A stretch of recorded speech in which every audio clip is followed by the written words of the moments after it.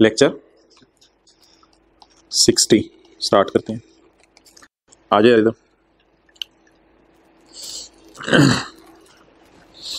अच्छा यार, ये कल जो हमने पढ़ा था फॉरेन गवर्नमेंट ऑफिशियल्स, ये याद हो गया था? फॉरेन गवर्नमेंट ऑफिशियल्स क्या मतलब था इसका? कि बाहर के मुल्क के जो लोग हैं और पाकिस्तान आए हुए हैं और पाकिस्तान में नौकरी कर रहे हैं, तो उनके लिए क्या रूल है बताओ? अगर वो 3 शराइत पूरी कर दें तो हाँ, उनको टैक्स माफ हो जाएगा। क्लियर? अच्छा जी, तो चलो यार अब शुरू करते हैं फॉर्मली।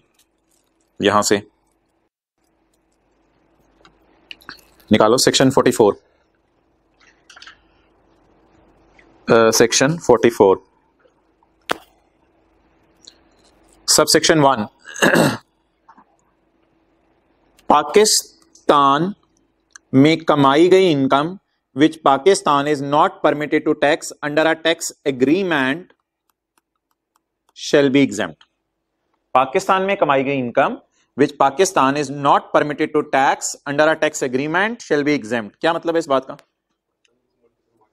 हाँ, लिखो उर्दू में। दो मुल्कों का मुआहिदा हो गया कि हमारे दो मुल्कों का मुआहिदा हो गया कि शहरी इधर उधर जाने पे टैक्स नहीं लिया जाएगा, तो फिर ये टैक्स माफ होगा। दो मुल्कों का मुआहिदा हो गया कि शहरी इधर उधर जाने पे टैक्स नहीं लिया जाएगा, तो ये टैक्स क्या हो गया? माफ हो गया। तो अक्सर मुल्क हो सकते हैं हम चाइना वालों से एग्रीमेंट कर लें कि आपके बंदे इधर आते हैं, हमारे बंदे उधर जाते हैं, तो आप टैक्स ना लिया करें।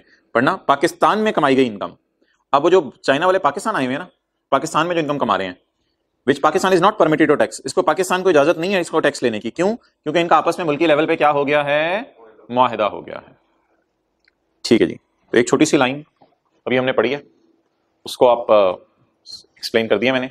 अब आओ पॉइंट 2 की तरफ, सेक्शन 44 सब सेक्शन 2। अभी तक देखो व्हाइट बोर्ड की तरफ, पहले जरा कहानी सुनो, फिर आपको बात याद रह जाएगी। यार इसमें मेन चीज ढूंढो, एड एग्रीमेंट। एड एग्रीमेंट, ये एड एग्रीमेंट क्या होता है? एड एग्रीमेंट, फर्ज करो पाकिस्तान में कोई सैलाब आ गया, जलजला आ गया, तो बाहर के मुल्क से क्या आई? मदद, एड आई। तो बाहर के मुल्क से आपको पता है एड भी आती है, और अक्सर वो फिर जलजला जदगान, सैलाब जदगान को निकालने के लिए ऐसे खोजी भेजते हैं जो अंदर घुस घुस के जो है वो पहाड़ों के और उनके लोगों को निकालें। तो ऐसी सूरत के अंदर वो जो लोग आए हुए ना बाहर के मुल्क से हमारी हेल्प करने के लिए पाकिस्तान में, उनको जो उनके काम की तनख्वाह दी जा रही है ना यार, वो माफ कर दो, उस पर टैक्स ना लगाओ, अगर 3 शर्तें पूरी हो रही हों। वेयर द इंडिविजुअल इज इधर नॉन रेजिडेंट, वो जो सैलाब जदगान, जलजला जदगान को निकालने आया, उसका स्टे पाकिस्तान में 183 डेज या उससे कम है, और इधर resident because of service under the aid agreement, या सिर्फ वो जो दो मुल्कों के दरमियान मुआहिदा हुआ है, मैं अभी जो बातें पढ़ा हूं उसका पिछले से कोई लिंक नहीं है, इसलिए प्लीज बीफ रहे। तो वो जो दो मुल्कों का आपस में मुआहिदा हुआ है एड एग्रीमेंट का, तो उस एड एग्रीमेंट का जो मुआहिदा हुआ है, वो पाकिस्तान ने सऊदी अरब से कहा कि आप हमारे पास अरबी बंदे भेजे और वो जो है हमें मदद भी करें, पैसे भी दें, बंदे भी भेजे। तो वो जो बंदे आए हुए हैं उनका रुकना सिर्फ इस वजह से रेजिडेंट बन गए कि स्टे ही 200 दिन से ज्यादा चला गया, सैलाब जदगान निकल ही नहीं रहे, जदगान निकल ही नहीं रहे। Point B, the aid agreement is with if where the aid agreement is with a foreign country, और जहां आपने मदद का एग्रीमेंट बाहर के मुल्क से किया हुआ सऊदी अरब से, the individual is a citizen of that country, और उसके पास उस मुल्क का सिटीजनशिप होनी चाहिए, and the salary is paid from the funds given to Pakistan। Salary Imran Khan ने नहीं देनी, फिर मसला हो जाएगा। सैलरी वो जो बाहर से चंदा आया है ना, उसी में से देनी पड़ेगी। सैलरी इज वो जो पैसे दिए ना, यानी सऊदी वाले कहेंगे कि इन बंदों को पैसे तुमने उन्हीं पैसों में से देना जो हमने तुम्हें दिए। Salary is paid from the funds given to Pakistan. अब बात पढ़ लो पॉइंट 2 और 1 का आपस में कोई लिंक नहीं है। Salary received by an individual, लिख लो अरबी, सैलरी रिसीव्ड बाय एन अरबी, अलिफ से अरबी या आइन से अरबी लिखोगे? अच्छा, मैं पहले पूछता किससे लिखना तो फिर आप फौरन आइन बता देते, लेकिन अभी सोच में पड़ गए थे। Salary received by an individual by an अरबी not being a citizen of Pakistan, वो सिटीजन नहीं है, shall be exempt if mentioned in the मदद agreement between the federal government and the foreign government. ये क्या मतलब है बिटवीन?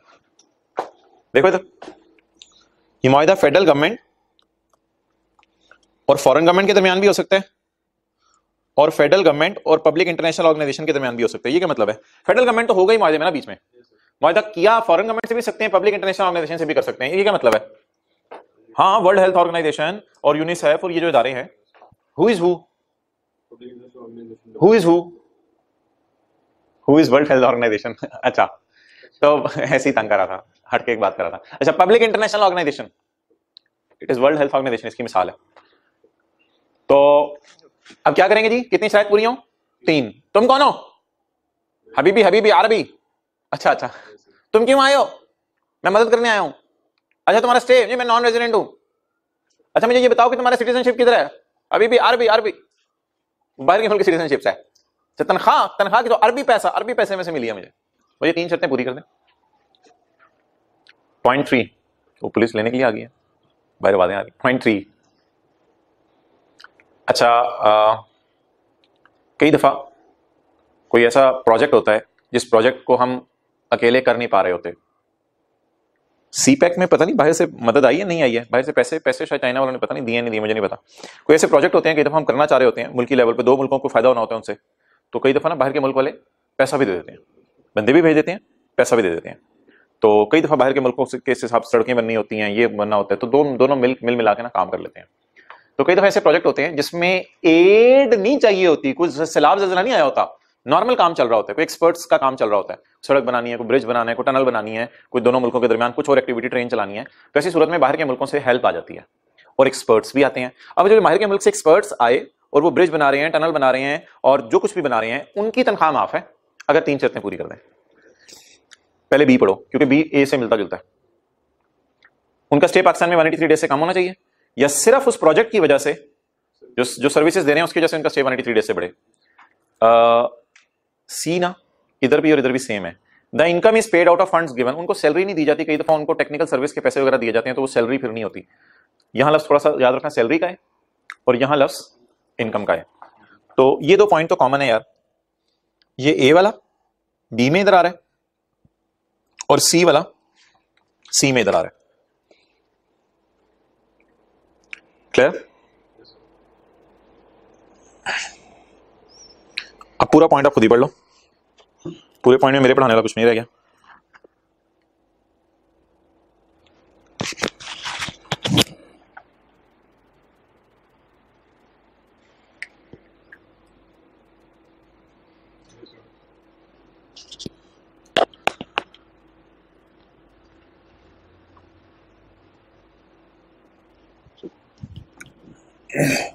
चलें जी, अब पढ़ें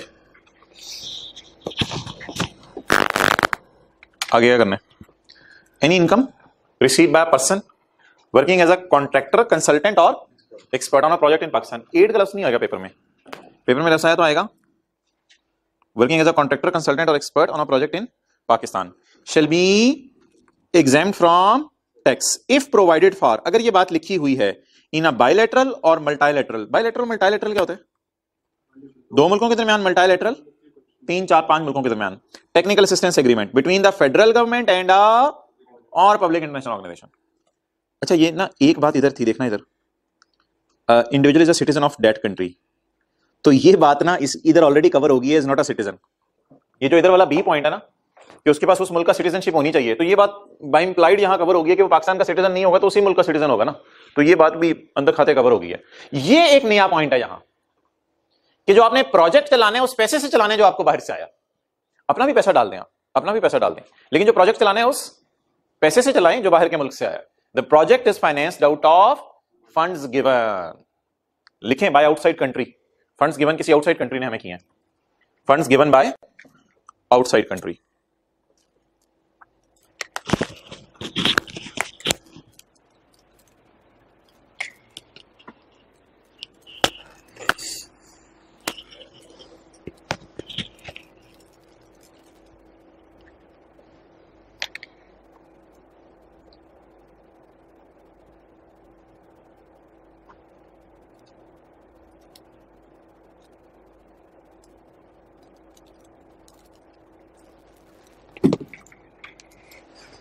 चलें जी आगे।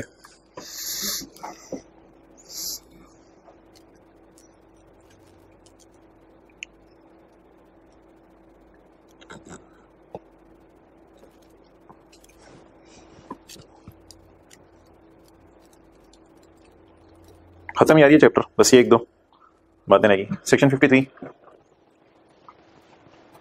क्या हेडिंग है जी? Exemptions and tax concessions in second schedule. Second schedule मुख्तलिफ किस्म की चीजें माफ करता है। सेकंड शेड्यूल मुख्तलिफ किस्म की चीजें माफ करता है। इधर देखो, द इनकम्स और person specified in second schedule shall be exempt. Income की मिसाल लिखो, pension. Income specified in second schedule shall be exempt from tax. Pension from employer, pension from employer. The income specified in second schedule shall be charged at a lower rate. Shall be charged at lower rate.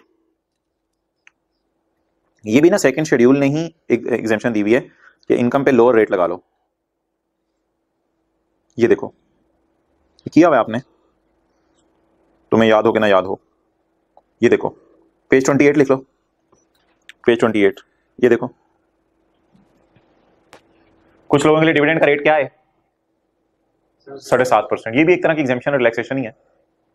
पता नहीं कुछ लोगों के नाम लिखे हुए थे, मैंने कहा था पेपर में नाम आ गए तो 7.5 उनका रेट यूज कर लेना डिविडेंड का। वैसे तो 15% रेट आपको पता है, न्यूमेरिकल्स में आमतौर पर जनरल रेट यूज होता है। ये 7.5 तो भूल भी गया हुआ था आप लोगों को, आज याद आया शायद।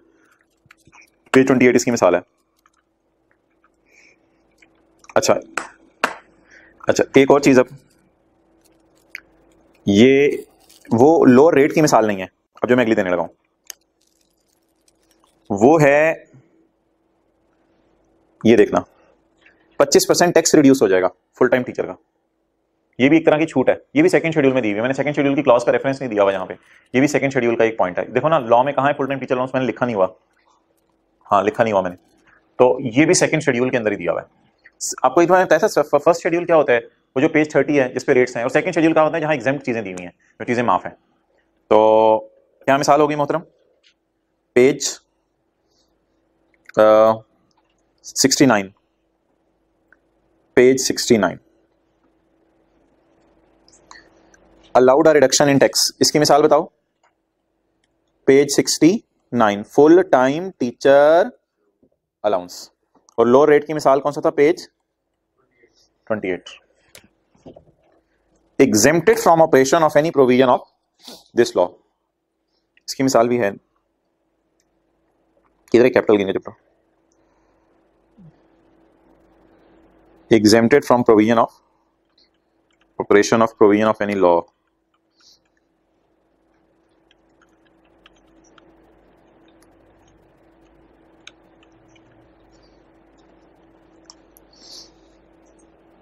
ये देखो पेज 223,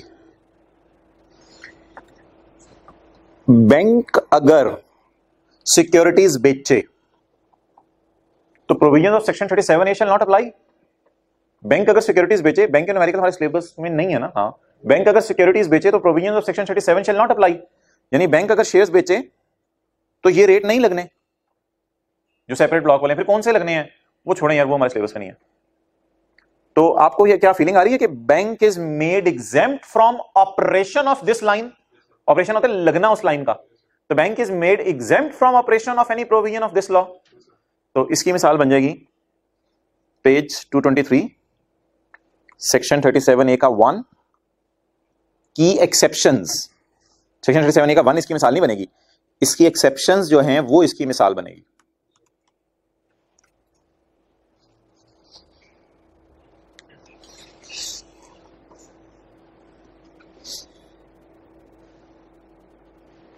पेज कौन सा था?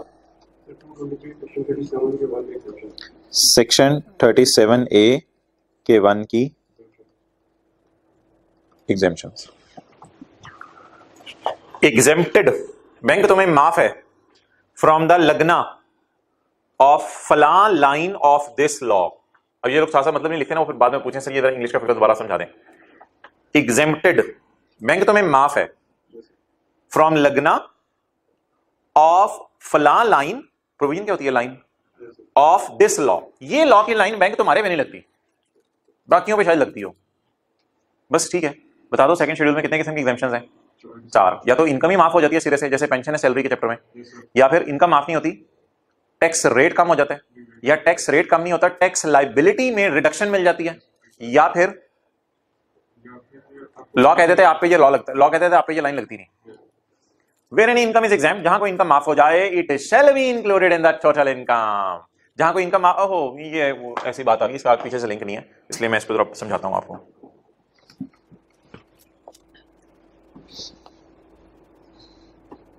चैप्टर 4 नीचे भाग गया हुआ है, क्यों? इससे तो हमें बड़ी मोहब्बत है, तो शुरू के दिनों में।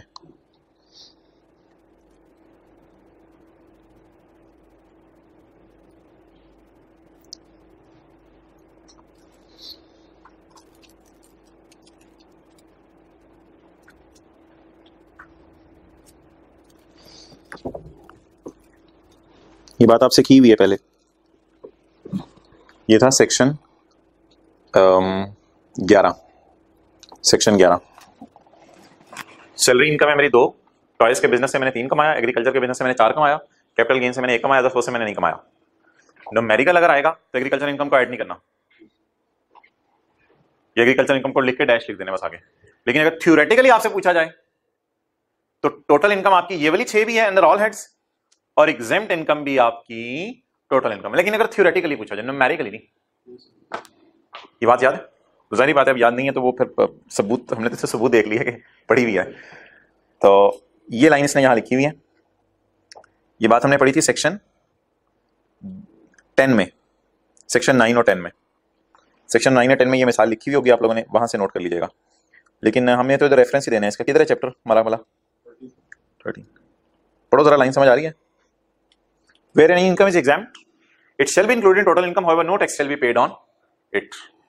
एग्रीकल्चर इनकम को टोटल इनकम का पार्ट बना दो, लेकिन न्यूमेरिकली नहीं, थ्योरेटिकली। वैसे टैक्स वाले पूछे यार तो आपने इनकम कितनी कमाई है, तो उसमें बता दें आप टोटल इतनी है। Where any income is exempt, it shall be included in total income, however tax shall not be paid on it. लेकिन टैक्स इस पे पे नहीं किया जाएगा। तो लिख लो सेक्शन 9 और 10 वाली जो एग्जांपल है, बल्कि छोड़ो पर इतना क्या याद रहेगा, लिखो एग्जेम्प्ट इनकम टोटल इनकम है, वो सॉरी एग्रीकल्चर इनकम को टोटल इनकम का पार्ट बना दे, लेकिन न्यूमेरिकल में नहीं, ज़बानी कलामी। एग्रीकल्चर इनकम को टोटल इनकम का पार्ट बना दे, लेकिन न्यूमेरिकल में नहीं, ज़बानी कलामी। ऐसे को बातों बातों में पूछे, फिर भाई इसका वो क्या कह रहे हैं, दूसरा अरेंज कर रहे हैं। अच्छा, इसको जरा पता करो, फिर इधर भी क्लास होनी है, उधर भी क्लास होनी है एक ही वक्त में। सबसेक्शन 2 सरोमेर की भी होनी है, मेरी भी उधर होनी है, और वो रूम भी उन्हें को अरेंज 10-10 तक रेडी करवा दे। सबसेक्शन 2 फेडरल गवर्नमेंट में अमेंड द सेकंड शेड्यूल। हाँ, फेडरल गवर्नमेंट अमेंड करते सेकंड शेड्यूल को। आजकल क्या फुल टाइम टीचर अलाउंस का रेट 25%, फुल टाइम टीचर जो टैक्स माफ होता है वो 20 कर दे, 22 कर दे, मर्जी। फेडरल गवर्नमेंट में amend the second schedule. Second schedule ये था ना, इसमें 4 चीजें थी। फेडरल गवर्नमेंट में amend the second schedule by adding, by omitting और चेंजिंग एनी क्लॉज और condition. All the amendments shall have effect for any tax year beginning on any date before the commencement of financial year or after the commencement of financial year in which the notification is issued. बात थोड़ी सी अंग्रेजी उसने मार दी है, देखना जरा।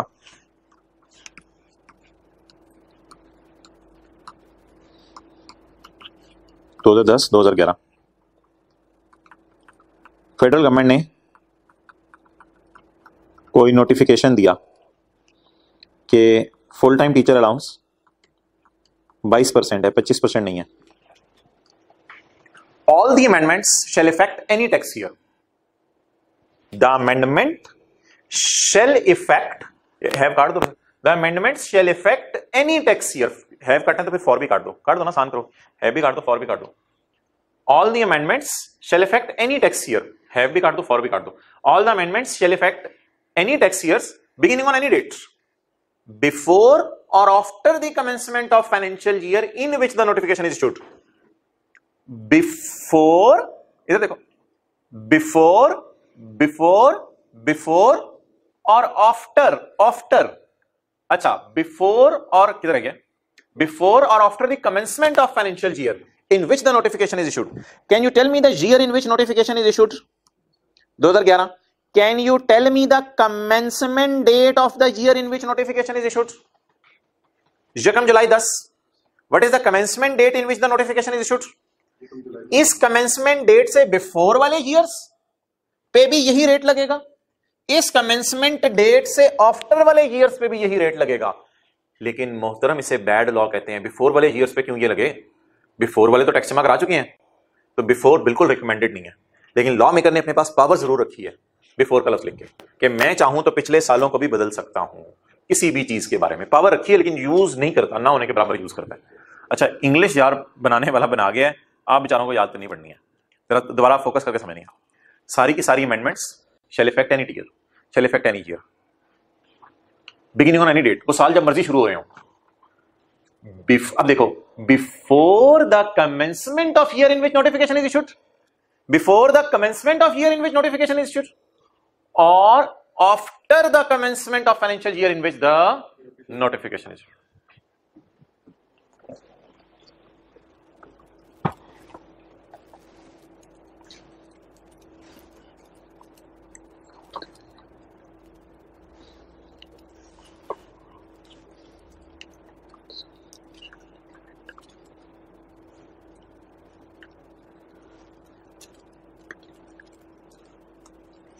ये मैंने कुछ ट्राई किया है कि आपको याद करने में आसानी हो। अब जरा पढ़ो ब्रैकेट वाला इग्नोर करके। All the amendments shall affect any year before or after the financial year in which notification is issued.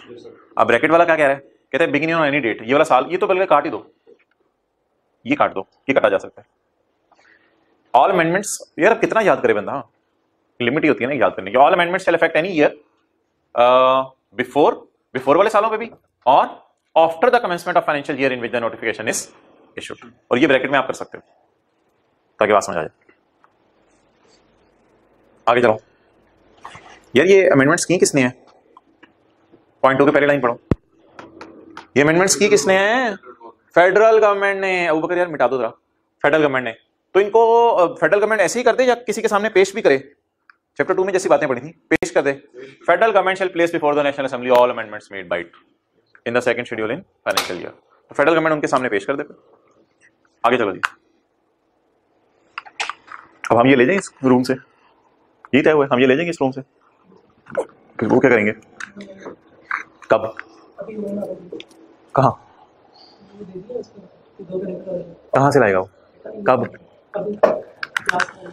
अच्छा, exemptions and tax provisions in other laws, बोलो बोलो बोलो, exemptions and tax provisions in other laws. यार वैसे ये बताओ, कोई और लॉ सेल्स टैक्स ये कह सकता है कि इनकम टैक्स में एग्रीकल्चर इनकम माफ है, हम सेल्स टैक्स को कहेंगे ओ भाई अपनी हदों में रह, चुप तो चल ना। यार हर लॉ की ना अपनी एक बाउंड्रीज होती हैं, वो दूसरे लॉ में आके इंटरवेंशन नहीं कर सकता, वो दूसरे लॉ में आके इंटरवेंशन नहीं कर सकता। तो जरा पढ़ना, सिर्फ अंडरलाइन वाली बात, सिर्फ underline. A provision in other law shall have no legal effect. किसी और लॉ की बात हम इधर नहीं मान सकते, किसी और लॉ की बात हम इधर नहीं मान सकते। चार चीजों में, चार चीजें कौन सी वाली, ये वाली। कोई और लॉ हमारे लॉ की इनकम माफ नहीं कर सकता, ऊपर वाली बातें। कोई और लॉ हमारे लॉ के रेट रिड्यूस नहीं कर सकता, कोई और लॉ हमारी टैक्स लायबिलिटी को कम नहीं कर सकता, कोई और लॉ ये नहीं कह सकता कि हमारे लॉ की फलां लाइन फलां बंदे पे नहीं लगती। जैसे हम घर के बाहर खड़े होकर ऊंची ऊंची कहें, कोई हमसाया हमारे घर के बाहर ऊंची ऊंची नहीं बोल सकता, कोई हमसाया हमारे घर के बाहर कूड़ा नहीं फेंक सकता, कोई हमसाया हमारे घर घंटी नहीं बजाएगा। हमसाया ने कहा क्या हो गया, नहीं नहीं बस मैं पागल हूं, तो मैं जो मर्जी करूं, मेरे घर है, मैं जो मर्जी रूल। अच्छा चलो, a provision in other law, a provision in other law which exempt any tax under this law shall have no legal effect. A provision in other law which reduce rate of tax under this law shall have no legal effect. A provision in other law which reduce tax under this law shall have no legal effect. A provision in other, अब rhythm बनना शुरू है, तुझे हंसी आ गई है। A provision in other law which exempt the लगना of any line of this law shall have no legal effect. किसी और लॉ की बातों को हम अपने पे नहीं लगने देंगे। चार बातें तो वही ऊपर वाली। ये क्या एंड पे आके ना गुस्से में था आप, एंड पे आके बंदा बड़ा गुस्से में था चार बातों में, ओ हमसाया तुम ये नहीं करो, ये नहीं करो, हमसाया तुम ये नहीं करो। एंड पे आके उसने कहा हाँ अगर मैं किसी को इजाजत दे दूं तो वो और बात है। Unless it is also mentioned in this law, unless कि मैं अपने लॉ में खुद किसी को इंटरफेरेंस की इजाजत दूं, unless it is also mentioned in this law, this law कौन सा है जो हम पढ़े, इनकम टैक्स ऑर्डिनेंस 2001, unless कि इनकम टैक्स ऑर्डिनेंस 2001 खुद इजाजत दे, आओ मेरे घर में घुसो, खुद इजाजत दे, वो फिर और बात है। कभी इजाजत दी है इसने आज तक किसी और लॉ को अपने में घुसने की? और खुदा का खौफ कर यार, मैंने तुझे मारना है भाई, डंडे से मारना है, तो तुझे क्या कर रहा है किसी और लॉ को? कल हमने इजाजत दी थी, पता नहीं क्या लॉ का नाम था अजीब सा, diplomatic and consular privilege law. उस लॉ को कहा था हमारे लॉ में आके घुसो और इनकम माफ कर, पता नहीं कोई और लॉ था, यूनाइटेड नेशन एक्ट, उस लॉ को भी कहा था आओ हमारे लॉ में घुसो और इनकम माफ करनी है तो करो। तो हमने लॉज को इजाजत दे देते हैं कभी कभी किसी और लॉ को कि हमारे लॉ में इंटरवीन कर ले। वो कल सेक्शन 42 पढ़ा था ना पहले सफे पे।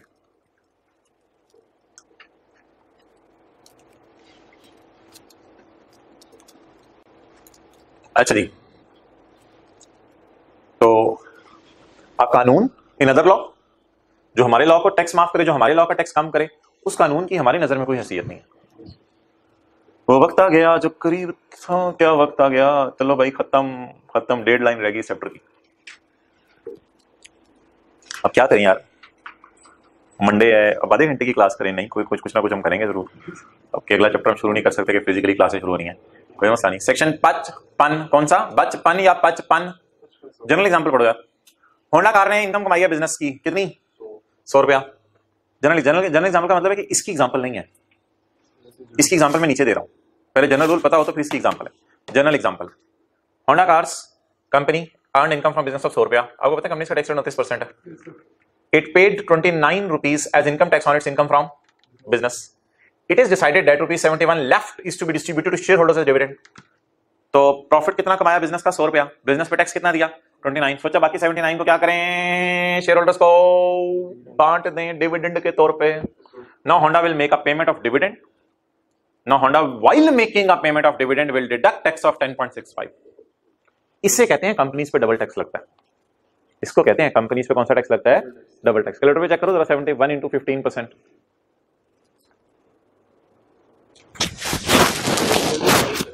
गलत आ रहा है। 71 इंटू 15% 10.65 आ रहा है ना। तो अब होंडा ने कितना टैक्स दिया, 29 रुपए खुद दिया, और फिर जब शेयर होल्डर्स को डिविडेंड देने लगे थे फिर 10.65 दिया।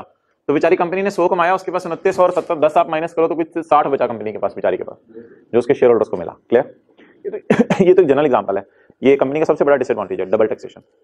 अच्छा, example of section 55, a company earned agriculture income of 100, ठीक है जी। It paid ₹0 as income tax, it paid 0 as income tax on its income from business because agriculture income is, it is decided that ₹100 is to be distributed to share holders as, अब हम share holders को dividend के तौर पे पैसे बांट देते हैं। Now company while making payment will deduct tax of ₹15 because exemption was available to original recipient of income only। मुझे बताओ ये इनकम कमाई किसने थी, कंपनी ने। शेयर होल्डर्स इसको एग्रीकल्चर इनकम नहीं कह सकते, वो तो कंपनी अपने प्रॉफिट्स बांटती है तो इसका नाम डिविडेंड पड़ जाता है। एक बहुत बड़ा कॉन्सेप्ट आपको क्लियर हुआ। आपने ये समझा होगा अगर कंपनी एग्रीकल्चर इनकम कमाए तो शेयर होल्डर्स की भी जो डिविडेंड इनकम है वो टैक्स से माफ हो जाएगी। ना ना ना ना ना ना, वो फिर नहीं ना, वो तो डिविडेंड की डेफिनेशन क्या है, डिविडेंड की डेफिनेशन है distribution of profits. Profit distribute हो गए, बस ये डिविडेंड आपको टैक्स देना पड़ेगा, शेयर होल्डर मारे जाएंगे। Because exemption was available to, original recipient कौन था यार, अंडरलाइन करके लिखो, कंपनी या share holder, company, original recipient of income only. It will not extend to share holder को, ये छूट नहीं मिलेगी receiving dividend out of company's income from business. Company income from business से ये कौन सी इनकम कमा रहा है, डिविडेंड, ये नहीं मिलेगी। आप पढ़ लो section 55।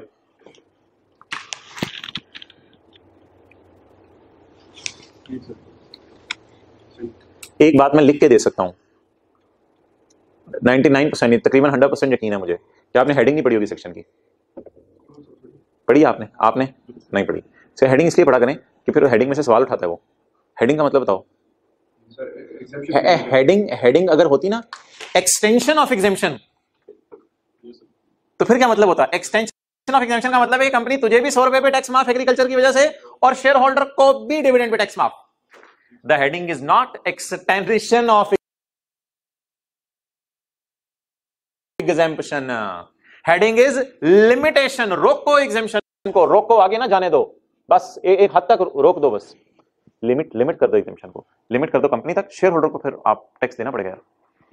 Where any income is exempt from tax the exemption shall be available to original company, लिख लो ना, original recipient, original company, and shall not extend to any person. Any person को ऑनलाइन करके लिखो, शेयर होल्डर, इधर या any person को underline करके लिखो, शेयर होल्डर, और ओरिजिनल रेसिपिएंट को अंडरलाइन करके company, and shall not extend to share holder receiving any payment out of that income.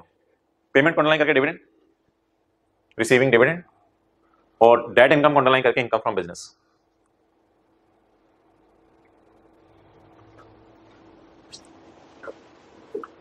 तो अगर किसी की इनकम माफ है, फिर अगले को अगर उसमें से पैसे मिले तो वो इनकम फिर उसकी माफ नहीं है। क्लियर?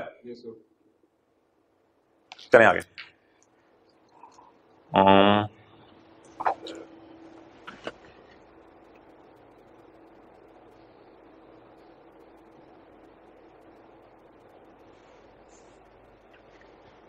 बिजनेस का चैप्टर निकालो यार सर, तो मंडे को शुरू करना था। ये क्या हो रहा है? हमने तो सोचा था फ्रेश माइंड के साथ आएंगे, बिजनेस का चैप्टर शुरू करेंगे, लेकिन बिजनेस का चैप्टर आज शुरू करा दिया। भाई जरा कैमरा उधर ले जाए, बच्चों को खाली व्हाइट बोर्ड दिखाएं, बस उधर ही रखें।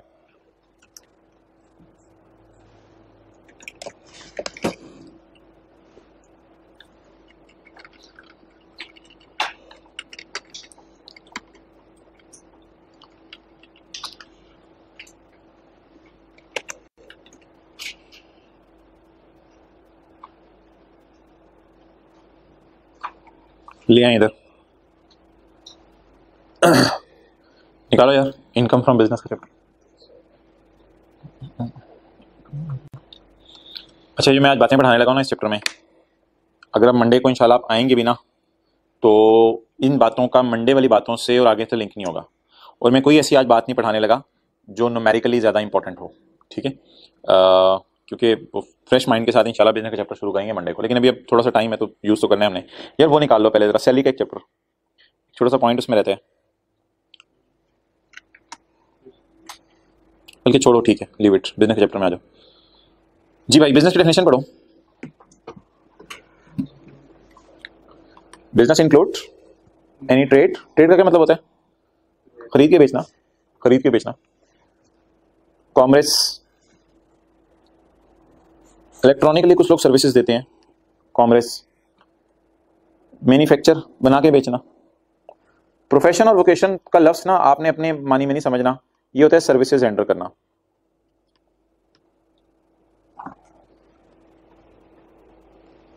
अच्छा, अब ना आप में से किसी ने व्हाट्सएप ग्रुप पे इसका मतलब नहीं पूछना मेरे से कि सर प्रोफेशन का मतलब क्या है, वोकेशन का मतलब क्या है। यार ये 5 अल्फाज हैं, trade, commerce, manufacture, profession, vocation. ये ना दुनिया की किताबों से उठाए गए हैं, और जो टेक्स्ट की ओरिजिनल किताबें हैं ना दुनिया की, जिसमें लॉ नहीं है और लॉ के पीछे कुछ चीज़ें बताई गई हैं, तो उनमें इस एक एक चीज़ के ऊपर तकरीबन 2-2 सफ़े भरे हैं लोगों ने, और बड़ी डीप डाउन जाके ट्रांजेक्शंस को डिस्कस किया।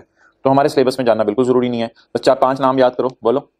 चीज़ें खरीद के बेचना, कॉमर्स वगैरह भी सर्विसेज ही होता है, जैसे कॉलेज वाले सर्विसेज दे रहे हैं टीचिंग की। Manufacture, profession, vocation, lawyer services दे रहे हैं, डॉक्टर सर्विसेज दे रहे हैं। बिजनेस इंक्लूड ये सारी चीज़ें। और बिजनेस में क्या है भाई? एडवेंचर और concern in the nature of trade, commerce, manufacture, profession और वोकेशन। एडवेंचर और कंसर्न का क्या मतलब है? सलासिफ के पास पैसे पड़े हुए थे तो उन्होंने कहा मैं जनरेटर खरीद के बेच दूं। अब वो कारोबार तो नहीं उन्होंने शुरू किया, लेकिन अब सवाल यही है कि अब वो कहाँ डालेंगे, तो उन्होंने कहा बिजनेस में डाल दो, क्योंकि ट्रेडिंग आप कर रहे हैं। तो वन ऑफ एडवेंचर होता है एक दफा किया गया काम लॉ की नजर में। एडवेंचर और कंसर्न का मतलब है, समझ लो, वन ऑफ एक्टिविटी। तो वन ऑफ एक्टिविटी अगर आपने कोई ऐसी की है उसको आप उठा के बिजनेस में डाल सकते हैं। अगर आपने कोई ट्रेडिंग की एक्टिविटी की है, मैन्युफैक्चरिंग की एक्टिविटी की है, वन ऑफ। सर आसिफ ने एक दफा जनरेटर खरीद के बेच दिए, ये इसकी मिसाल हो जाएगी।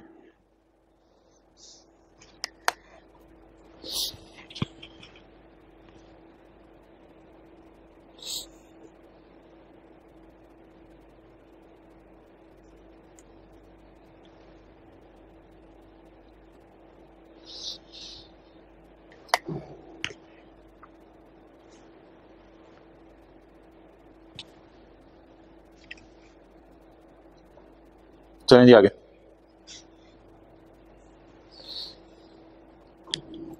Income from business, the following incomes shall be chargeable under the income from business. इसमें क्या लिखा हुआ है यार? Other than exempt income and income following under final tax. यार डिविडेंड इस चैप्टर में आएगा, इसलिए उसने क्या लिख दिया है? Other than. Other than agriculture के चैप्टर में आएगा नहीं, इसलिए उसने क्या लिख दिया है? Other than. Exempt business income, exempt income की मिसाल दो। एग्रीकल्चर और फाइनल टैक्स। यार मुझे बताओ, अच्छा इधर सुन, एग्रीकल्चर तो ठीक है, लोगों का बिजनेस है। आपको कैसे डिविडेंड कहां से लोगों का बिजनेस है? आप बिजनेस की डेफिनेशन से एक्सक्लूड करा रहे हैं, डिविडेंड कहां लोगों का बिजनेस है? यार अब मैं क्या करूं, पूरा लॉ के सिलेबस के अंदर नहीं है। असल जो एग्जांपल है ना फाइनल टैक्स रिजीम की, फाइनल टैक्स रिजीम की हमारे सिलेबस में एक मिसाल है डिविडेंड, लेकिन फाइनल टैक्स रिजीम की लॉ में 20-25 मिसालें हैं, सीए फाइनल में आप पढ़ोगे। उसमें एक मिसाल है एक्सपोर्ट सेल। एक्सपोर्ट सेल पे ये चैप्टर नहीं लगता क्योंकि वो फाइनल टैक्स है, उस पर हुकूमत ने पता नहीं 1-2% रेट रखा हुआ है बस। आप चीजें एक्सपोर्ट करें, हुकूमत पाकिस्तान में इमरान खान बहुत खुश होगा, तो उस पर फिर ये चैप्टर नहीं लगेगा। तो फाइनल टैक्स की असल मिसाल है एक्सपोर्ट सेल, लेकिन अगर वो मैं आपको लिखवाऊंगा तो वो आउट ऑफ सिलेबस होगी। और अगर मैं डिविडेंड लिखवाऊंगा तो आप लोग मेरे से सवाल पूछोगे सर डिविडेंड तो बिजनेस होता नहीं, तो ये क्यों है? मैं क्या करूं, मैं किधर जाऊं? मैं इसलिए डिविडेंड लिखवा दिया। Point A. अच्छा यार, ये हम डिस्कशन क्या कर रहे हैं? Following incomes. बी देखो, जो चीजें इंपॉर्टेंट है ना यार, मैं छोड़ता जा रहा हूं, मुझे पता है आपने मंडे को आने, ये डब्बा बड़ा इंपॉर्टेंट है, पूरे चैप्टर की बेस है, इंशाल्लाह मंडे को करेंगे जब क्लास आएगी। तो the following incomes shall be chargeable under the income from business. अच्छा यार, इनकम फ्रॉम बिजनेस में क्या क्या आता है? कैपिटल गेन में पढ़ा था क्या क्या आता है? हाँ, ज्वेलरी का बेचना, फलां का बेचना। प्रॉपर्टी में पढ़ा था क्या क्या आता है? हाँ, रेंट भी आता था, फोरफिटेड डिपॉजिट भी आता था, वो नॉन एडजस्टेबल अमाउंट भी आती थी। अदर फॉर्म्स में पढ़ा था क्या क्या आता है? अब क्या पढ़ने लगे हैं हम? बिजनेस में क्या क्या आता है। बिजनेस में क्या क्या आता है? मेरे ख्याल से पॉइंट ए में सारे बिजनेस पाकिस्तान के कवर हो जाते हैं। बी सी डी ई तो ऐसे ही फॉर्मेलिटी सी है, ए में सारे बिजनेस कवर हो जाते हैं पाकिस्तान के। The profits and gains of any business किस चैप्टर में चला जाएगा? बिजनेस के। The profits and gains of any business carried on by a person at any time in the year, at any time in the year. अच्छा ये देखो, जिन हजरात ने FR1 में अभी तक रिवैल्यूएशन नहीं पढ़ी उनसे माजरत, वो थोड़े दिनों में पढ़ लेंगे। जिन्होंने FR1 में रिवैल्यूएशन पढ़ ली हुई है उनसे बात कर रहा हूं, लेकिन उनको भी समझ आ जाएगी जिन्होंने रिवैल्यूएशन नहीं पढ़ी हुई। एक आपकी लैंड है, उसकी बुक्स में वैल्यू आ रही है 10 मिलियन, मार्केट के अंदर है 12 मिलियन की, तो अकाउंटिंग के सारे इसे कहते हैं रिवैल्यूएशन सरप्लस। क्या कहते हैं अकाउंटिंग के सारे से? Revaluation surplus. 2 का आ गया, यानी लैंड हमारी महंगी हो गई है, और अकाउंटिंग में इजाजत है कि एसेट को उठा के बुक वैल्यू से फेयर वैल्यू पे ले जाएं। लेकिन ये जो हमारा टैक्स लॉ है ना, ये रिवैल्यूएशन को नहीं मानता। आप तो कैफ 7 भी पढ़े हो। ये जो हमारा टैक्स लॉ है ना, ये रिवैल्यूएशन को नहीं मानता। ये कहते हैं ये हवाई इनकम है, इस इनकम पे टैक्स नहीं देना। हाँ, जब कभी एसेट बेचेंगे तब देख लेंगे क्या करना है। तो याद रखना, बिजनेस के चैप्टर में सिर्फ रियल प्रॉफिट्स पे टैक्स है। ऐसे टैक्स वाले आगे ये नहीं कहते यार ये तुम्हारी लैंड है, ये 10 मिलियन से 12 की हो गई है सुना है बाजार में, तो हमने कहा यार हमने बेची तो नहीं, हम कैसे अच्छा अच्छा। तो रियल प्रॉफिट्स पे टैक्स होता है, ऐसे आर्टिफिशियल प्रॉफिट्स पे टैक्स नहीं होता। ये जरा पढ़ना, लाइन एक लिखी हुई है, नोट करने की जरूरत नहीं, एग्जांपल वो जो किया मैंने। The profits and gains of any business carried on at any time in the year, only real profits are taxable. ये कुछ डब्बे में इसलिए पढ़ाता हूँ, आईकेएफ की किताब में होते हैं, ये ना आईकेएफ की किताब में है, छोटा सा लिख लिया करो आईकेएफ स्टडी टेक्स्ट, ताकि जरा वो डब्बे की थोड़ी इंपॉर्टेंस रहे। लॉ का हिस्सा नहीं है, समझाने वालों ने समझाया हुआ जरा। Only real profits are taxable, therefore gain arriving on revaluation of fixed asset. Revaluation of fixed asset क्या होती है? हमारा एसेट महंगा हो गया या बेच दिया है, बड़े बड़े महंगा हो गया है, इस पे टैक्स नहीं लगाते। Only real profits are taxable, ये तो आर्टिफिशियल प्रॉफिट्स है। Therefore gain on revaluation of fixed assets, investments, किसी के शेयर आपने खरीदने कंपनी के, करेंसी पड़ी हुई है, आपने बेची नहीं किसी को, लेकिन बड़ी महंगा हो गया डॉलर, इस पे टैक्स नहीं लगाएंगे, टैक्स वाले, इज नॉट टैक्सेबल। अच्छा, एक रिवैल्यूएशन का अपोजिट कॉन्सेप्ट होता है इंपेयरमेंट लॉस, ये लॉस वाला कॉन्सेप्ट है। वो भी टैक्स वाले इंपेयरमेंट लॉस को भी नुकसान नहीं मानते, वो कहते हैं जब एसेट बेचेंगे तब देख लेंगे gain on loss. Similarly impairment loss is also ignored for tax purpose, tax वाले इंपेयरमेंट लॉस को भी लॉस नहीं मानते। तो बोलो, रिवैल्यूएशन गेन को भी गेन नहीं मानते, इंपेयरमेंट लॉस को भी टैक्स वाले लॉस नहीं मानते। पॉइंट बी पढ़ो, income of any trade or professional association. Professional association का नाम ICAP. Income of ICAP, income of ICAP from trade तो नहीं है, लेकिन प्रोफेशनल एसोसिएशन तो है। Income of ICAP from the sale of goods, goods में लिख लो books, sale of books. Book ICAP कौन सी बेचता है? जो कैफ 7 पढ़े हैं ना, उन्होंने आईकैप से जाके खरीदी होगी बुक, अकाउंटिंग स्टैंडर्ड्स, लेकिन उनकी बात नहीं हो रही यहाँ पे, स्टूडेंट्स की बात नहीं हो रही, जरा फोकस करना। सेल ऑफ बुक्स और rendering of services to its members. Members वो हैं जिन्होंने सीए कर लिया है, मेंबर्स वो हैं जिन्होंने सीए कर लिया है। तो जाहिर बात है कोई टीचर भी जाके स्टैंडर्ड खरीदता है तो आईकैप फीस बिल्ला नहीं देता, ले जो भाई ये मुफ्त में, आईकैप उनसे पैसे लेता है, और सर्विसेज भी आईकैप अक्सर देता है। कई दफा आईकैप में ना सेमिनार्स वगैरह होते हैं, तो आईकैप कहते हैं 2000 आप फीस जमा करवाएं, ये सेमिनार अटेंड कर लें, लॉ में चेंजेस आई हैं हम आपको सिखा देते हैं, अपडेट अपना नॉलेज कर लें। तो ये आईकैप सर्विसेज, लेकिन टू मेंबर्स। तो आप स्टूडेंट्स वाली चीज पे कहां कवर होगी? वो फिर यहाँ कवर होगी। आईकैप का नॉर्मल बिजनेस तो यही है ना, एक बच्चे से एग्जाम फीस लेना, एक पेपर की बार बार नहीं, एक पेपर की एक ही दफा। आईकैप का बिजनेस ये है, और बच्चा फिर आईकैप का बिजनेस बढ़ा रहा है। आईकैप का बिजनेस मत बढ़ाएं, एक सब्जेक्ट की फीस एक दफा जमा कराएं, ये शेर याद रख लो। आईकैप का बिजनेस मत बढ़ाएं, एक सब्जेक्ट की फीस एक बार जमा करवाएं, ये फिक्र आईकैप तक पहुंचा दें। ऐसे ब्रिलियंट स्टूडेंट्स होने चाहिए। Point C, income from hire of tangible move. अब आप कहोगे आईकैप में को थोड़ा हाथ होला रखे, हाथ होला की रखे, तो ठीक है, फिर बीकॉम की तरह हर जगह सीए फिर रहे होंगे। आप लोग खुद ही चैलेंज लिया आप लोगों ने, फिर कबूल करो, फिर ठीक है, वो कभी 100 में से 20 पास करे, 25 पास करे, 30 पास करे। Any income from hire of tangible movable और जो पास हो रही है वो भी आपके साथ दाएं में चेयर्स पे बैठे होते हैं। मुझे नहीं याद पड़ता कभी क्लास का 0% रिजल्ट आया हो। कई सालों से मैं भी पढ़ा रहा हूँ, पता चला क्लास का 0% रिजल्ट आया। अब इधर आपके दाएं में बैठे पास हुए होते हैं, उसी प्रोसेस से गुजरे होते हैं। जिनकी कोई रह जाते हैं बच्चे, अगली दफा आके पूछते हैं सर वो हम इस दफा क्या करें एक्स्ट्रा, जो पिछली दफा वाले ने नॉर्मल किया था बस वो कर लो, तुम्हें एक्स्ट्रा करने की कोई जरूरत नहीं है। Point C, any income from the hire of tangible movable property. किराए पे देना टेंजिबल मूवेबल प्रॉपर्टी को, रेंट कार का बिजनेस जिसे कहते हैं, क्योंकि इमूवेबल प्रॉपर्टी का बेचना तो प्रॉपर्टी में था कवर्ड, तो मूवेबल प्रॉपर्टी का किराए पे देना इधर फॉल करेगा। और अगली चीज क्या है,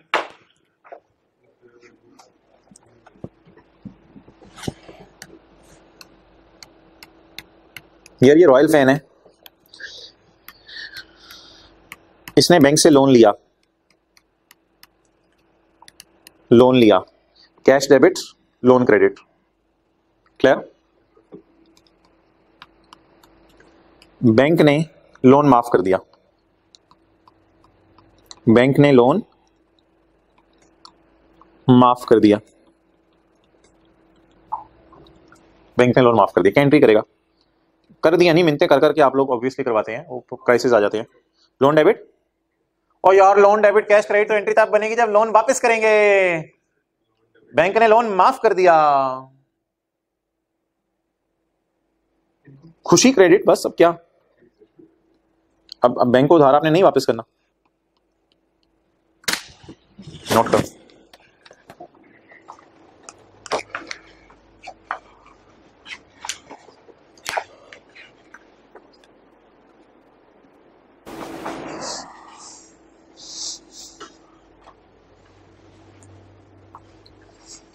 जी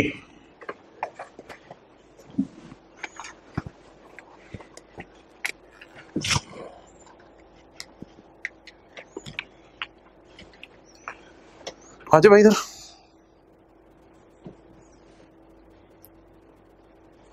कर लिया था नोट। तो बैंक लोन माफ करता नहीं है, आप मिलते करके करवाते हैं। पॉइंट डी, अच्छा यार ये जो है ना, ये अब आपकी अदर सोर्स नहीं होगी, ये जो इनकम है ना आपको जो खुशी मिली है, ये आपकी इनकम फ्रॉम बिजनेस ही होगी, क्योंकि लोन आपने बिजनेस के लिए लिया था, ये असल में प्लान है। तो ये एक बेनिफिट है जो आपको मिला है, तो ये आपकी इनकम में चला जाएगा। खुशी में इमरान खान का हिस्सा तो बनता है ना। पॉइंट डी, मैं उनको मैसेज करा दो 10-10 पे वहां रेडी करवा दें। The fair value of any benefit, fair value of benefit क्या है इधर? 50 रुपए। The fair value of any benefit, आगे नहीं बढ़ना, छोड़े जरा।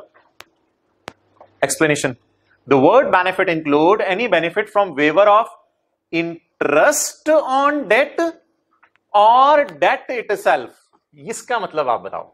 Explanation, the word benefit include, benefit के वर्ड में ये बात छुपी हुई है कि benefit from waiver of interest on loan और लोन इटसेल्फ। हाँ, इंटरेस्ट भी माफ कर सकता है या फिर पूरा लोन भी माफ कर सकता है बैंक। प्रॉफिट का मतलब लिख लो इंटरेस्ट। अच्छा ये क्या है?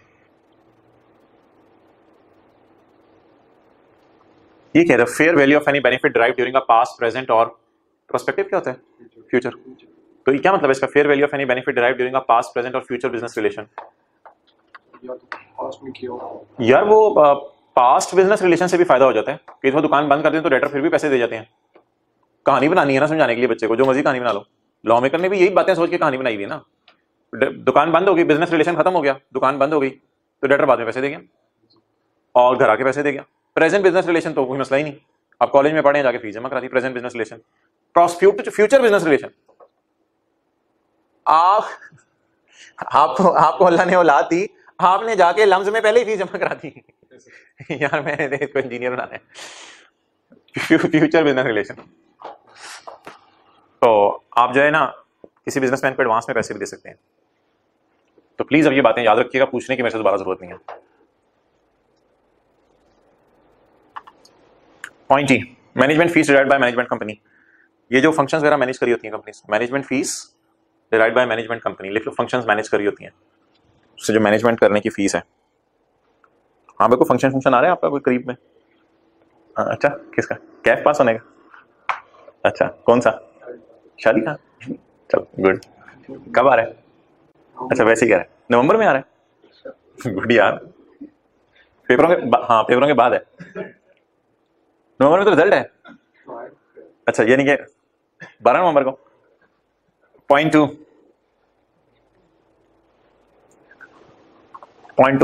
any profit on debt derived by a person where person's business is to derive such income shall be chargeable under the income from business instead of income from other source. Interest income ना वैसे other source होती है क्योंकि लोग कभी कभी कमाते हैं, लेकिन जिसका काम इंटरेस्ट इनकम कमाना है जैसे बैंक, तो बैंक के लिए फिर interest income income from business है। तो इस बात का सिंपल सा मतलब नीचे लिखा है मैंने, so the income of bank is taxable as income from business and not as income from other source. आम लोगों के लिए इंटरेस्ट क्या है? इनकम फ्रॉम अदर सोर्स, लेकिन बैंक के लिए इंटरेस्ट इनकम क्या है? Income from business. तो पढ़ो दोबारा, any interest income derived by a person, person से बना दिया, बैंक है, पर्सन ब्रांड करके लिखो bank. Any interest income derived by a bank where the person's business is to derive such income, जहां बैंक का बिजनेस ही ये इनकम कमाना है, ये कहां चार्जेबल होगी? इंस्टेड ऑफ अदर सोर्स में नहीं जाएगी, बल्कि जाएगी इनकम फ्रॉम बिजनेस। आम लोगों के लिए इंटरेस्ट इनकम कहां जाती है? अदर सोर्स में। इसमें ज्यादा तफसील ना पूछना यार, इंटरेस्ट इनकम आम लोगों के लिए कभी कभी फाइनल टैक्स भी हो जाती है, वो फिर मैं आपको बताऊंगा, छोड़ें भी। तो बैंक के लिए क्या है ये यार? ये ना गलती समझ लो, आइंदा कभी किताब में मैं सही कर दूंगा। ये गलती से ना करंट लग रहा है भाई, गलती से ना चैप्टर 5 वाली 2 डेफिनेशन इधर आ गई है, शेयर करते करते 2 डेफिनेशन है। इसका बिजनेस के चैप्टर से कोई ताल्लुक नहीं है। किस चैप्टर से ताल्लुक है? चैप्टर 5 से। चैप्टर 5 वाली 2 डेफिनेशन शेयर करते करते यहाँ आ गई हैं और हमें भी मिल गई, तो इनसे फिर मुलाकात कर लेते हैं, बैठते हैं, चाय पीते हैं। उधर नहीं है, उधर नहीं है, ये तो तुझे खुद याद होना चाहिए था ना, ये तो मुझे नहीं बताना चाहिए था। क्योंकि प्रॉफिट ऑन डेट और डेट देखे देखे लफ्ज नहीं है डेफिनेशन के एतबार से, वैसे तो देखे हुए शायद लफ्ज। अच्छा डेट क्या होता है? डेट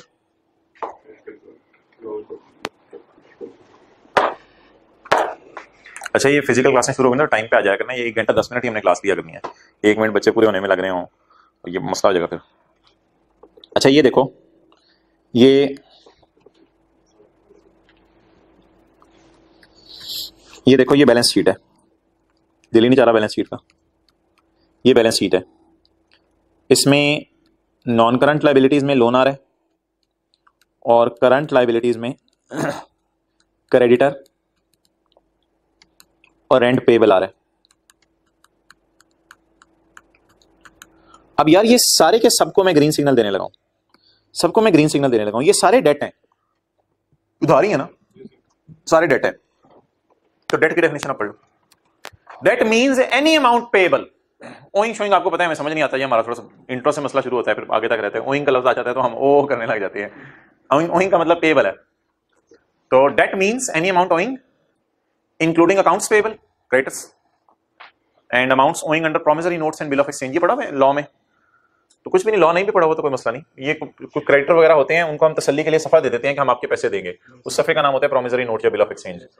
तो debt means any amount owing including accounts payable, accounts payable होते हैं क्रेडिटर्स, और प्रोमिसरी नोट और बिल ऑफ एक्सचेंज भी क्रेडिटर होते हैं, और डिवेंचर भी लोन होता है। Debenture just like a loan. Debenture क्या होता है सुन लो, हमने किसी से पैसे उधार लिए,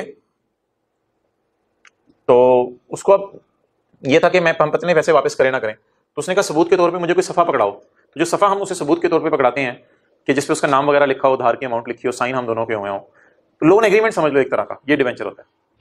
तो उस पर हम उसे फिर इंटरेस्ट देते हैं।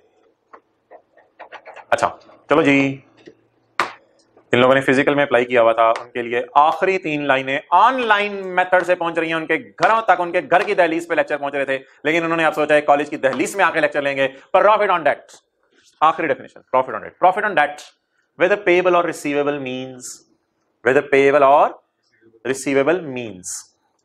प्रॉफिट ऑन डेट क्या मतलब? whether payable or receivable। Profit on debt तो होता है ना अंडरलाइन कर लो इंटरेस्ट। असल में किसी ने कहा था इंटरेस्ट का लफ्ज लॉ में नहीं होना चाहिए, तो उसने पूरे लॉ से इंटरेस्ट का लफ्ज इसको हटा दिया है, लेकिन वो प्रॉफिट ऑन डेट की डेफिनेशन में बेचारा दोबारा डाल गया है।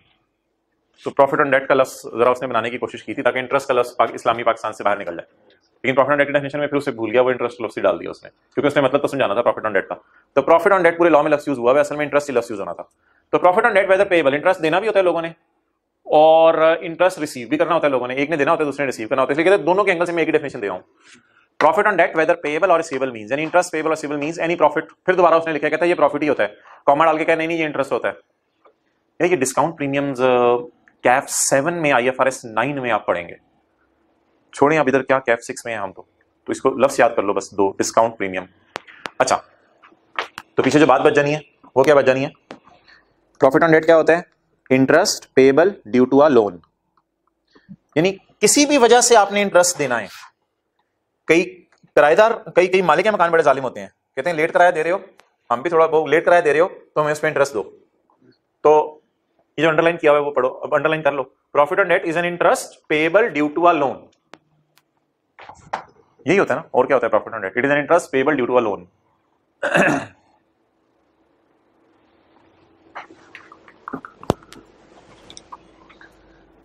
यार ये एक लफ्ज है रिटर्न ऑफ कैपिटल, इसको काट के कर लो dividend. However, dividend will not be a profit on debt। ये डिविडेंड तो सूद नहीं है, डिविडेंड तो इंटरेस्ट ही है। डिविडेंड तो ये कंपनी ने प्रॉफिट कमाए हैं और फिर उस प्रॉफिट्स में दे रही है, कभी ज्यादा देती है कभी कम देती है। डिविडेंड का फिक्स रेट नहीं होता। कैफ 5 में भी आप पढ़ोगे स्टेटमेंट ऑफ इक्विटी में डिफरेंट रेट्स पे कंपनी डिविडेंड देती हैं। ज्यादा प्रॉफिट आ जाए ज्यादा डिविडेंड दे देती है, कम प्रॉफिट्स आ जाए कम डिविडेंड दे देती हैं। कैफ 5 में आप पढ़ोगे स्टेटमेंट ऑफ इक्विटी के टॉपिक में। कैफ 7 जो पढ़े हैं उन्होंने तो पढ़ भी लिया होगा शायद स्टेटमेंट ऑफ इक्विटी के टॉपिक में कि डिविडेंड की परसेंटेजेस काफी ज्यादा होती हैं, कभी किसी परसेंटेज पे तो फिक्स नहीं होती वो। However dividend will not be interest, कहते डिविडेंड इंटरेस्ट नहीं होता। अच्छा, इसका मतलब बताओ, बी पूरा ना पढ़ो। Credit facility not used, credit facility not used. अच्छा चलो छोड़ो, मैं आपको वैसे कहूं, college bus transport facility not used by me, क्या मतलब है? College bus transport facility not used by me. College ने बस की फैसिलिटी दी हुई है, घर के करीब करीब किसी चौक पे बस आती है, पंजाब यूनिवर्सिटी की फलां यूनिवर्सिटी की बस आती है, but it is not used by me. ये फैसिलिटी मेरे लिए, मैं इसको यूज नहीं कर रहा। कॉलेज वाले वो हल्का फुल्का मेरे से कुछ फीस की लेते हैं हर महीने, लेकिन बस मैं फिर फीस इसलिए दे देता हूँ, किसी दिन जाना पड़ जाए बस पे तो मेरे पास कार्ड होना चाहिए कोई, तो लेकिन मैं यूज नहीं करती इसको, तो फीस तो मेरी डूब गई जो कॉलेज को दी है फिर मैंने। तो सिमिलरली ये होता है, क्रेडिट फैसिलिटी नॉट यूज का मतलब पहले बता दूं फिर पिछली बात पढ़ता हूं। क्रेडिट होता है loan, loan facility not used. अब लोन फैसिलिटी नॉट यूज्ड का मतलब क्या है? आप बैंक के पास गए, बैंक से जाके कहा मुझे लोन की जरूरत पड़ सकती है। कॉलेज वालों के पास गए, कॉलेज वालों का मुझे बस की जरूरत पड़ सकती है, मुझे बता दें, तो कॉलेज वालों को 100 रुपया जमा करा दें, बस महीने का 100 रुपया आए। बाद में आपने फैसिलिटी नहीं यूज की, आपको नहीं जरूरत पड़ी, बूढ़ खाना छोड़ देते थे, तो 100 रुपया तो आपका जाया हो गया ना। अब कॉलेज वाले को वापस नहीं करेंगे, तो उन्होंने तो फैसिलिटी अपनी तरफ से दी रखी। अच्छा, बैंक क्या होता है? बैंक में आप जाते हैं, बैंक को कहते हैं मुझे ना थोड़े ना 6-7 महीने बाद शायद करोड़ रुपए की जरूरत पड़नी है। बैंक कहते हैं अच्छा आप ऐसा करें 50,000 रुपया जमा करवा दें, फीस इंटरेस्ट नहीं, अभी तो लोन ही नहीं लिया आपने, 50,000 आप फीस जमा करा दें, तो ये ना हम रख लेते हैं आपके पैसे, तो करोड़ रुपये हम अरेंज करके रखेंगे 6 महीने तक, आप परेशान ना हो। 6 महीने बाद बैंक ने करोड़ रुपये अरेंज कर लिया, आप गए, आपने कहा मैंने नहीं यूज करनी फैसिलिटी, मैंने मरना है, मैंने नहीं लोन लेना, इंटरेस्ट देना, रखो आप अपने पास, मैंने पैसे अरेंज कर लिए हैं, या मैंने अपनी ख्वाहिशात कंट्रोल कर लिए हैं, बड़े बड़े बिजनेस करने का मुझे शौक नहीं, जितने पैसे हैं उन्हीं से कर लेता हूँ, उधार लेके नहीं मैंने कारोबार करना, तो ठीक है आपका 50,000 डूब जाएगा।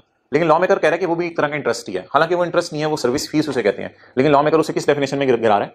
Profit on debt, service fee on a debt, service fee on a debt, ये इंटरेस्ट के अलावा होती है, ये इंटरेस्ट के अलावा होती है, including fees paid for credit facility not use. Credit को अंडरलाइन करो, लोन फैसिलिटी, इंशाल्लाह 3-4 minute, including loan facility not used, clear? तो सर्विस फीस लिख लो, उधार लेते हुए जो बैंक को कमीशन वगैरह पे करते हैं, ये मतलब है, उधार लेते हुए जो बैंक को कमीशन वगैरह पे करते हैं। चलें जी, ईद वाले कपड़े पहन के आइएगा मंडे को, छोटी ईद वाले, बड़ी ईद वाले एडवांस में नहीं, तो इंशाल्लाह मंडे को मिलते हैं। अस्सलाम वालेकुम।